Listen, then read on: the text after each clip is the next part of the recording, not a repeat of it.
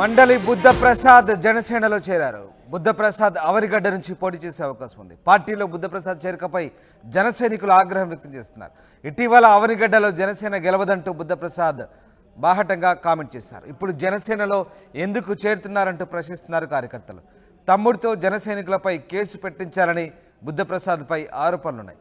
బుద్ధప్రసాద్కు ticket ఇస్తే జనసేనకు రాజీనామా చేస్తామంటూ బావదేవరపల్లికి చెందిన 100 కుటుంబాలు హెచ్చరిస్తున్నాయి. మొత్తం మీద మండలి బుద్ధప్రసాద్ జనసేనలో చేరడంతో ఒక్కసారిగా జనసైనికులు ఆగ్రహం వ్యక్తం చేస్తున్నారు. ఇన్నాళ్ళు జనసేనకు వ్యతిరేకంగా మాట్లాడిన బుద్ధప్రసాద్ ఇప్పుడు జనసేనలో చేరి ఎలా గెలుస్తారంటూ ప్రశ్నిస్తున్నారు. అయితే మండలి బుద్ధప్రసాద్ పవన్ కళ్యాణ్ సమక్షంలో జనసేనలో చేరారు. ఆయన అవనిగడ్డ నుంచి పోటీ చేసే అవకాశాలు కనిపిస్తున్నాయి. పార్టీలో బుద్ధప్రసాద్ చేరికపై జనసైనికులు ఆగ్రహం వ్యక్తం చేసినప్పటికీ ఆయనకు ఎమ్మెల్యే టికెట్ దక్కే అవకాశాలు కనిపిస్తున్నాయి. రాజేష్ జాయిన్ అవుతున్నారు. రాజేష్, మండలి బుద్ధప్రసాద్ జనసేనలో చేరినట్టుగా తెలుస్తుంది. ఇక ఆయనకు అవనిగడ్డ టికెట్ కన్ఫామ్ అనుకోవచ్చా? అంటే టికెట్ పైన ఇంకా స్పష్టత అధినేత పవన్ కళ్యాణ్ అయితే ఇవ్వలేదు. పిఠాపురంలో మండలి బుద్ధప్రసాద్ తన అనుచరులతో జనసేన పార్టీ తీర్థం కొద్దిసేపు క్రితమే పుచ్చుకున్నారు.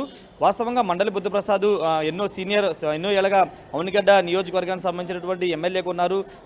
చాలా కాలం పాటు రాజకీయాలు చేస్తున్నారు. ఆయన తండ్రి మండలి వెంకట కృష్ణారావు కూడా సుదీర్ఘకాలం రాజకీయాలు ఉన్నారు. కాంగ్రెస్ పార్టీకి సంబంధించినటువంటి ఎమ్మెల్యేగా పనిచేశారు, మంత్రిగా కూడా పనిచేశారు. కానీ ఇప్పుడు మండలి బుద్ధప్రసాద్ అనూహ్యంగా జనసేన పార్టీ తీర్థం పుచ్చుకోవడం వెనక ఆయనకి అవనిగడ్డ సీటు కేటాయించబోతున్నారని ఒక ప్రచారం జరుగుతుంది. దానిలో భాగంగానే బుద్ధప్రసాద్ జనసేనలో జాయిన్ అవుతున్నారు. టీడీపీలో సీటు లేదు కాబట్టి ఆయన టీడీపీ నుంచి జనసేనలోకి వచ్చి ఇప్పుడు జనసేన పార్టీలో చేరారనేది ప్రధానంగా జరుగుతున్న ప్రచారం. కానీ సీటు సంబంధించి ఇంకా అధిష్టానం ఎలాంటి నిర్ణయం అయితే ప్రకటించలేదు. ఇంకా జనసేనకి 2 స్థానాలు మిగిలి ఉన్నాయి. అవనిగడ్డ, శ్రీకాకుళం జిల్లా పాలకొండ, 2 నియోజకవర్గాలు పెండింగ్లు ఉన్నాయి కాబట్టి ఇప్పుడు అవనిగడ్డ నియోజకవర్గానికి మండలి బుద్ధప్రసాద్ సీటు ఇస్తారని ప్రచారం జరుగుతున్న నేపథ్యంలో అవనిగడ్డలో అన్ని నియోజకవర్గానికి సంబంధించినటువంటి జనసేన నేతలు సమావేశం పెట్టుకున్నారు.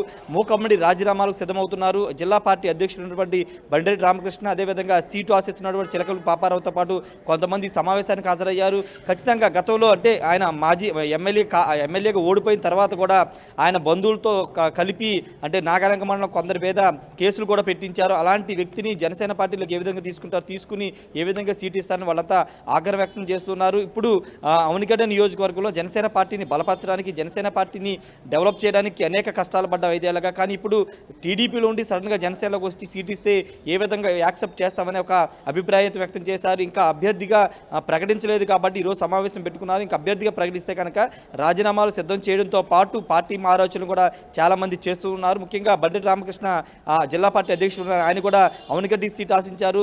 చాలా కాలంగా అవనిగడ్డలో పనిచేస్తున్నారు. ఆయన కూడా కొన్ని కీలక వ్యాఖ్యలు చేశారు. మనకు పుట్టిన బిడ్డని వేరే వ్యక్తిని తండ్రిని ఎలా చేస్తాము, వేరే వ్యక్తిని తండ్రిగా ఎలా పిలిపిస్తామని ఒక కామెంట్ చేశారంటే అవనిగడ్డ నియోజకవర్గాన్ని జనసేన కష్టపడి డెవలప్ చేసింది. ఇంటింటికి తిరిగి అనేక మంది నేతలు, కార్యకర్తలు జనసేనని డెవలప్ చేస్తే పార్టీని బలోపేతం చేస్తే ఇప్పుడు వేరే వ్యక్తి వచ్చి ఆ వ్యక్తి అక్కడ విధంగా పోటీ చేస్తారనే ఒక కామెంట్ ఆయన చేసిన నేపథ్యంలో ఎవరు కూడా ఒప్పుకోవడానికి సిద్ధంగా లేరు. మండలి బుద్ధప్రసాద్ నాయకత్వాన్ని బలపరచడానికి ఎవరు సిద్ధంగా లేరు అనేది ఈరోజు స్పష్టమవుతుంది. ఖచ్చితంగా మూకమ్మడి రాజీనామాలు సిద్ధమవుతున్నారు. పవన్ కళ్యాణ్ ఇలా చేయడం కరెక్ట్ కాదు. 4 పేర్లు జనసేన పార్టీ తరఫున వినపడి జనసేనకు పొత్తులో భాగంగా అవనిగడ్డ సీటు కేటాయిస్తే టీడీపీ నుంచి తీసుకొచ్చి టీడీపీ నుంచి అభ్యర్థిని తీసుకొచ్చి జనసేనలో పోటీ చేయించడం వెంటనే మండిపడుతున్నారు. జనసేన పోటీ చేసే స్థానాలే తక్కువ, మళ్ళీ ఇప్పుడు టీడీపీ నుంచి నేతలు తీసుకొచ్చి జనసేనలో పోటీ చేయించాల్సిన అవసరం అవనిగడ్డలో ఉందా అని ఖచ్చితంగా ప్రశ్నిస్తున్నారు. ఈ పవన్ కళ్యాణ్ దీనిపైన పునరాలోచించుకోవాలి కూడా చెప్తున్నారు. కాబట్టి ఇప్పటివరకైతే జాయిన్ అయ్యారు కానీ అభ్యర్థిగా ప్రకటించలేదు కాబట్టి అభ్యర్థిగా ప్రకటించరు అనే అభిప్రాయంతోనే తాము ఉన్నాం. ఇంకా ఒకవేళ ప్రకటిస్తే ఖచ్చితంగా అధినాయకుడిని కలుస్తామని వాళ్ళు చెప్తున్నారు. అధినాయకుడి నిర్ణయాన్ని బట్టి భవిష్యత్ కార్యాచరణ ప్రకటిస్తామని చెప్తున్నారు. మరి చూడాలి. మండలి బుద్ధప్రసాద్కి అయితే అక్కడ అభ్యర్థిగా ప్రకటిస్తే అంత సునాయాస విజయం అయితే ఉండే అవకాశం లేదు. ఖచ్చితంగా జనసేన పార్టీ నేతలు వ్యతిరేకించే అవకాశం కనబడింది. ఎందుకంటే మొన్న కూడా వారం 10 రోజుల ముందు కూడా ఆయనకి టీడీపీలో టికెట్ రాకపోవడంతో చాలామంది టీడీపీ నేతలను ఆయన రెచ్చగొట్టి బహిరంగ అంటే నేతల చేత రాజీనామాలు చేయించారు, టీడీపీ పార్టీ మీద విమర్శలు చేయించారు, ఒక ఆరోపణలు ఆయన మీద ఉన్నాయి. ఈ నేపథ్యంలోనే 10 రోజుల ముందు సీట్ రాలేదని విమర్శలు చేయించిన ఆయన సడన్గా ఇప్పుడు ప్లేట్ మార్చేసి జనసేన పార్టీకి వెళ్ళిపోయి సీట్ ఏ విధంగా తీసుకుంటారని కూడా జనసేన పార్టీ నేతలు మండిపడుతున్నారు. అటు కోడూరు మండలానికి సంబంధించి నుంచి కూడా నేతలందరూ కూడా దీనిపైన ఆగ్రహం వ్యక్తం చేస్తున్నారు. ఖచ్చితంగా సహకరించేది లేదని చెప్తున్నారు. మరి మండలి బుద్ధప్రసాద్ ఈ అసమ్మతి నేతలందరినీ ఏ విధంగా బుజ్జగిస్తారు, ఒకవేళ ఆయనకి సీట్ వస్తే కనుక ఏ విధంగా కలిసి పనిచేస్తారో చూడాల్సిన అవసరం ఉంది. ఖచ్చితంగా వైసీపీ అయితే చాలా అక్కడ స్ట్రాంగ్గా కనబడుతుంది. ఎందుకంటే జనసేన కాకుండా వేరే ఎవరికి ఇచ్చిన జనసేన పార్టీ అభ్యర్థికి కాకుండా వేరే వాళ్ళకి ఇస్తే కనుక వైసీపీ గెలుస్తుందని ఒక ప్రచారం జరుగుతున్న నేపథ్యంలో ఇప్పుడు చేతిలో తీసుకెళ్లి అవనిగడ్డ నియోజకవర్గాన్ని వైసీపీ చేతిలో పెట్టాల్సి వస్తుందని కూడా ఒక కామెంట్ జనసేన పార్టీ నేతలు చేస్తున్నారు. మరి ఈ అన్ని రియాక్షన్స్ మీద జనసేన పార్టీ అధ్యక్షుడు పవన్ కళ్యాణ్ ఏ విధంగా రియాక్ట్ అవుతారో చూడాలి. ఒకవేళ నిజంగానే పార్టీలో చేరారు కాబట్టి నిజంగానే అభ్యర్థిగా ప్రకటిస్తారా, లేకపోతే కేవలం కూడా జనసేనకు సీట్ ఇస్తే ఆయన గెలుపు కోసం మండలి బుద్ధప్రసాద్ సహకరించాలని కోరతారని దానిపైన 2-3 రోజులు స్పష్టత వచ్చే అవకాశం కనబడుతుంది. ఎందుకంటే ఇక మిగిలింది 2 స్థానాలు కాబట్టి ఈ రోజు సాయంత్రం లేదా రేపు అటు పాలకొండ అవనిగడ్డ నియోజకవర్గానికి సంబంధించినటువంటి అభ్యర్థి పైన ఒక స్పష్టత రాబోతుంది. Ramdas. Right, yes, thanks for the update Rajesh. ఇది జనసేనలోకి మండలి బుద్ధప్రసాద్ అయితే చేరిపోయారు. ఆయనకు అవనిగడ్డ నుంచి పోటీ చేసే అవకాశం కల్పిస్తారంటూ వార్తలు వస్తున్నాయి. అయితే బుద్ధప్రసాద్ చేరికపై జన సైనికులు ఆగ్రహం వ్యక్తం చేస్తున్నారు. ఇటీవల అవనిగడ్డలో జనసేన గెలవదంటూ బుద్ధప్రసాద్ బాహాటంగా వ్యాఖ్యానించడం ఇంత కారణంగా తెలుస్తుంది. ఇప్పుడు జనసేనలో ఎందుకు చేరుతున్నారంటూ కార్యకర్త ప్రశ్నిస్తున్నారు. తమ్ముడితో జనసైనికులపై కేసులు కూడా పెట్టించారనే ఆరోపణలు ఉన్నాయి బుద్ధప్రసాద్పై. ఆయనకు టికెట్ ఇస్తే జనసేనకు రాజీనామా చేస్తామంటూ బావదేవరపల్లికి చెందినటువంటి 100 కుటుంబాలు హెచ్చరిస్తున్న నేపథ్యంలో ప్రస్తుతం ఈ అంశం చర్చనీయాంశంగా మారింది. మరి మండల బుద్ధప్రసాద్కు టికెట్ ఇస్తారా, లేదంటే కేవలం ఆయన్ను పార్టీ నేతగా పరిగణించి ప్రచారానికి వాడుకుంటారా, ఏం జరగబోతుందని మాత్రం ఆసక్తికరంగా మారింది. నాయకులకు, ప్రజలకు అందరికీ శిరస్సు వంచి నమస్కారం చేస్తున్నాను. మనం ఈ రోజున ఇక్కడ మరి ఈ మీటింగ్ పెట్టుకోవడం చాలా దురదృష్టకరం. ఎందుకంటే ఈ పరిస్థితులు రాకుండా ఉండాల్సింది. ఎన్ని కష్టాలు వచ్చినా సరే జనసేన అభ్యర్థిని మాత్రమే నిలబెట్టేటట్టుగా మనందరం పోరాటం చేద్దాం. మన బిడ్డకి ఇంకొకటి తండ్రి కాడు, మన బిడ్డకి ఇంకొకటి తండ్రి కాడు. నాకు మన అధ్యక్షులు పవన్ కళ్యాణ్ గారి మీద 100కి 100% నమ్మకం ఉంది. పార్టీ కోసం కష్టపడి ఎవరైతే పనిచేశారో వాళ్ళల్లో ఒకరిని అభ్యర్థిగా ప్రకటిస్తారని ఖచ్చితంగా నమ్మకం ఉంది. ఎట్టి పరిస్థితుల్లోనూ పక్క పార్టీల నుంచి తీసుకురారనేది నా నమ్మకం. ఇందాక చెప్పినట్టుగా మన బిడ్డకి ఇంకోడు తండ్రి కాడు, కాలేడు, ఎప్పటికీ కాలేడు. ఖచ్చితంగా ఇవన్నీ మీడియా క్రియేట్ చేసినటువంటి రూమర్లు. ఎవరైనా ఆశపడితే ఆశపడచ్చు, కానీ పవన్ కళ్యాణ్ గారు ఆ దిశగా ఆలోచించట్లేదు అనేది నా ఉద్దేశం.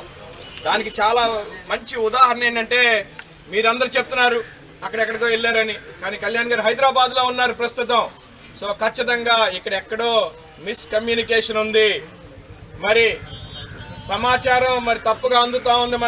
మనలో అలజడి క్రియేట్ చేయడానికి ఇది మరి మిత్రపక్షాలు అవనివ్వండి, లేకపోతే ప్రతిపక్షాలు అవనివ్వండి, కేవలం వాళ్ళ కుట్రగానే భావించాలి. మీరు మనలో మనం అలజడి పడద్దు. ఎట్టి పరిస్థితుల్లోనూ పక్క పార్టీ వాడికి ఇవ్వరు. పవన్ కళ్యాణ్ గారు ఒక మంచి ఉద్దేశంతో పార్టీని స్థాపించారు. అలాంటి ఉద్దేశంతో స్థాపించిన నాయకుడు ఏ రోజు మనసు మార్చుకోరు, పక్క పార్టీ వైపు తిరగరు, పొత్తు ధర్మాన్ని పాటిస్తూ మనలో కష్టపడి పనిచేసిన వాళ్ళకి మాత్రమే టికెట్ ఇస్తారు. ఇది గుర్తుపెట్టుకోండి. నా ప్రాణం ఉన్నంత వరకు అది జరగనివ్వను. అవసరమైతే ప్రాణ త్యాగానికైనా సిద్ధం అయ్యాను. అటువంటి పరిస్థితి రాదని మీరందరూ గుర్తుపెట్టుకోండి. పవన్ కళ్యాణ్ గారు ఎట్టి పరిస్థితుల్లోనూ నీతి తప్పరు. ఖచ్చితంగా పార్టీకి న్యాయం చేసి తీరుతారు. ఇది ఆయన పెట్టినటువంటి పార్టీ. మనందరం ఆయన నాటినటువంటి మొక్కలు. ఖచ్చితంగా ఆయన నాటిన మొక్కల్ని ఆయన చంపేయరు అనేది మీరందరూ గుర్తుపెట్టుకోవాలి. కేవలం పార్టీలో అలజడి క్రియేట్ చేయడం కోసం ప్రతిపక్షాలు అలాగే మిత్రపక్షాల్లోని కొంతమంది ఇది క్రియేట్ చేస్తున్నట్టుది వాస్తవం. మీరెవరు అలజడికి గురవ్వద్దు. ఖచ్చితంగా పవన్ కళ్యాణ్ గారు సరైన నిర్ణయం తీసుకుంటారు. పార్టీలో పనిచేసి మరి 5 ఏళ్ళు 10 ఏళ్ల నుంచి పనిచేస్తున్న ఎవరో ఒకరికి ఇస్తారు. ఎవరికి సీట్ ఇచ్చినా నేను మద్దతు తెలియజేస్తాను. దగ్గరుండి జనసేనని గెలిపిస్తానని చెప్పి మీ అందరికీ నేను ప్రమాణం చేసి చెప్తా ఉన్నాను. ఇలాంటి అపోహలకి గురి కావద్దండి. ఇలాంటి అపోహలు వస్తూనే ఉంటాయి. పవన్ కళ్యాణ్ గారు లాంటి బలమైన నాయకుడు ఉన్నంత కాలం ఆయన్ని పొలిటికల్ గా అణచడానికి ఇలాంటి అపోహలు వస్తూనే ఉంటాయి. మీరెవ్వరూ ఇలాంటి రూమర్స్ కి భయపడద్దు. టీవీల్లో వచ్చే కథనాలకి మీరు తనకొద్దు బెనకొద్దు. మనందరం గుండె ధైర్యంతో ఉందాం. గుండె ధైర్యం అంటే మాటలు కాదు, చేతలతో చేసి చూపిద్దాం. ఖచ్చితంగా మన నాయకుడు మన కోసం నిలబడతాడన్న ధైర్యంతో మీరు అంతా నిలబడండి. మనం ఎవరిని అభ్యర్థిగా ప్రకటిస్తే వాళ్ళని గెలిపించుకుందాం. ఇందులో ఇంకో మాట లేదు. మనందరం చేయాల్సింది ఒకటే, మనందరం ప్రమాణం చేద్దాం. ఎవరికి సీట్ ఇచ్చినా సరే మన సపోర్ట్ చేస్తామని ప్రమాణం చేద్దాం. ఎవరికి సీట్ ఇచ్చినా నేను నా వంతు కృషి చేసి నేను ఖచ్చితంగా నిలబడతానని చెప్పి చేస్తా ఉన్నాను.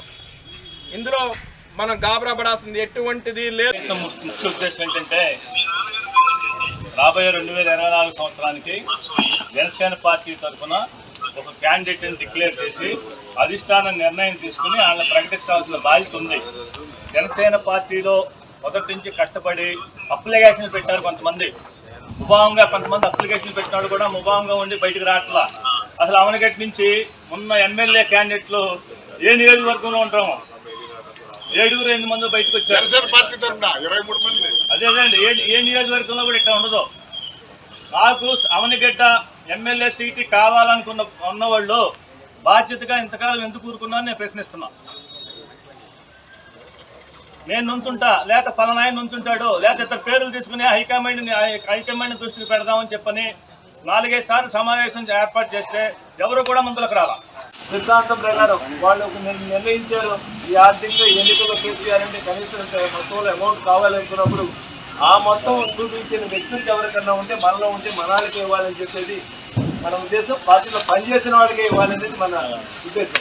ఆ విధంగా లేదు ఇవ్వద్దు అనుకున్నప్పుడు వీళ్ళందరినీ కూడా సమన్వయపరిచి ముఖ్యులందరినీ పార్టీలో పదవుల్లో ఉన్న వాళ్ళని ముఖ్యుల్ని అందరినీ కూడా ఒక మీటింగ్ చేసి ఈ పరిస్థితుల్లో మేము ఇప్పుడు ఇవ్వాల్సి వస్తుంది, లేదంటే ఈ సర్వేల ప్రకారం మీకు అవకాశాలు లేవు, వాళ్ళకి అవకాశం ఉంది అనేది విషయాన్ని కూడా తెలియజేయాలి. అసలు ఇచ్చిన సీట్లు కూడా 21 సీట్లు రాష్ట్రంలో ఇస్తే దాదాపు పోయినసారి మనం 145 సీట్లు పోటీ చేశాం. ఈ 145 మంది వ్యక్తులు కూడా అనేక నియోజకవర్గాలు అనేక మంది కోట్ల రూపాయలు వెచ్చించి పార్టీలు నష్టపోయినట్టు ఉన్నారు. వెళ్ళి అపాయింట్మెంట్ చేసుకుని వెళ్ళటం అనేది ఒక ఇది ఖచ్చితంగా. మొన్న ఈ మధ్యకాలంలోనే టీడీపీ వాళ్ళు కూడా ప్రెస్ మీట్ పెట్టి ఇది గాజు గ్లాస్కి ఇస్తే ఓడిపోయిందని అన్నారు. అంటే ఇప్పుడు గాజు గ్లాస్ టీడీపీ వాళ్ళు వచ్చి గాజు గ్లాస్ పోటీ చేస్తే గెలిచిద్దా? వాడిపోయింది కానీ సైకిల్ వాడిపోయింది 25 కిలోమీటర్లు